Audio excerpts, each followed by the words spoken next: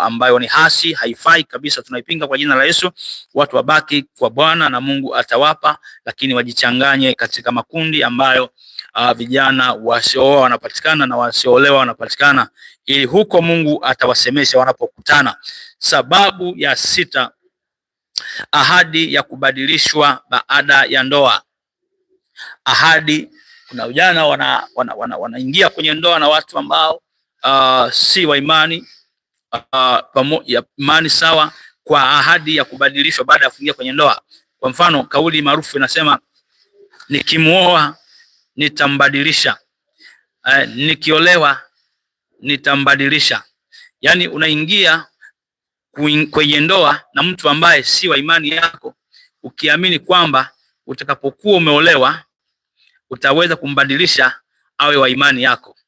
Huu ni mtego mkubwa wa kiroho unaowaingiza vijana kwenye mateso ya baadaye. Kwa hiyo ni vizuri